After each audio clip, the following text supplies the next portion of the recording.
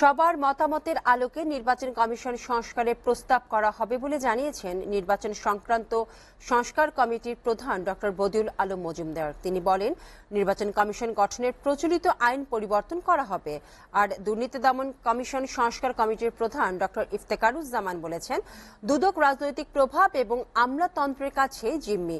সংস্থাটিকে এসব থেকে মুক্ত করাই কমিশনের চ্যালেঞ্জ। তিনি বলেন, দুদকের উচ্চ পর্যায়ে নিয়োগে এমন কাউকে থাকতে হবে যারা ব্যক্তি জীবনে রাজনৈতিক প্রভাব মুক্ত। হেদায়েতুল্লাহ সীমান্তের প্রতিবেদন। 5 আগস্ট শেখ হাসিনা সরকারের পদত্যাগের পর দেশ সংস্কারের কাজ হাতে নেয় বর্তমান অন্তর্বর্তীকালীন সরকার। তারই অংশ হিসেবে বুধবার জাতির উদ্দেশ্যে দেয়া ভাষণে 6টি সাংবিধানিক প্রতিষ্ঠান সংস্কারে কমিশন প্রধানদের নাম ঘোষণা করেন প্রধান উপদেষ্টা ডক্টর মোহাম্মদ ইউনূস।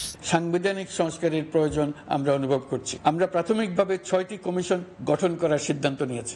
নির্বাচন ব্যবস্থা সংস্কার কমিশনের প্রধান হিসেবে দায়িত্ব পালন করবেন ডক্টর বদিউল আলম মজুমদার। পরদিন তাৎক্ষণিক প্রতিক্রিয়ায় নির্বাচন কমিশন সংস্কার কমিটির প্রধান ও সুশাসনের জন্য নাগরিক সুজন সম্পাদক ডক্টর বদিউল আলম মজুমদার জানান, রাজনৈতিক দলগুলোর সম্মতির ভিত্তিতেই কমিশন ও আইন পরিবর্তনের প্রস্তাব দেওয়া হবে।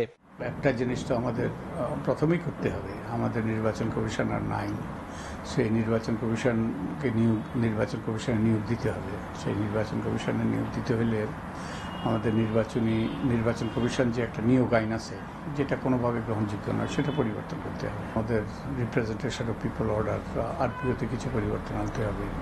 আমাদের ভোটার তালিকায় আমাদের ত্রুটি আছে, তো এরকম অনেকগুলো ক্ষেত্রে আমাদের পরিবর্তন আনা দরকার। আর কতগুলো পরিবর্তন তো ঠিক নির্বাচন কমিশনের আওতায় পড়ে না, এগুলো নির্বাচনের সাথে সম্পৃক্ত, কিন্তু এগুলোর জন্য পরিবর্তন আনতে হলে এগুলো সংবিধান সংশোধন করতে হবে। রাজনৈতিক সংস্কৃতির পরিবর্তন না হলে যে কোনো সংস্কার কার্যকর হবে না বলেও মনে করেন ডক্টর বদিউল আলম মজুমদার। সংস্কার করা যাবে, এগুলো আইনের বইতে, তারপরে কিংবা বিভিন্ন রকম বিধিবিধানে অন্তর্ভুক্ত হতে পারে, কিন্তু এগুলো কার্যকর হবে না যতদিন পর্যন্ত আমাদের রাজনৈতিক সংস্কৃতি পরিবর্তন আসে। এদিকে দুর্নীতি দমন কমিশন সংস্কার কমিটির প্রধান ডক্টর ইফতেখারুজ্জামান প্রতিক্রিয়ায় জানান, দুদকের উচ্চ পর্যায়ে নিয়োগে এমন কাউকে থাকতে হবে যারা ব্যক্তি জীবনের রাজনৈতিক প্রভাব ও দুর্নীতিমুক্ত। এই ধরনের দুদক দিয়ে তো বাংলাদেশে যে নতুন বাংলাদেশের স্বপ্ন, সেটা চলবে না। কাজে সেখানে আমাদের হাত দিতে হবে। দুদকের নিয়োগের ক্ষেত্রে এমন ব্যক্তিবর্গকে দিতে হবে যাদের পেশাগত জীবনে, তাদের ব্যক্তিগত জীবন আচরণে এক তো অবশ্যই দুর্নীতিমুক্ত থাকতে হবে এবং বিশেষ করে দলীয় রাজনৈতিক প্রভাব থেকে মুক্ত হতে হবে। দুদক রাজনৈতিক প্রভাব এবং আমলাতন্ত্র থেকে মুক্ত করাই বড় চ্যালেঞ্জ বলেও মনে করেন তিনি।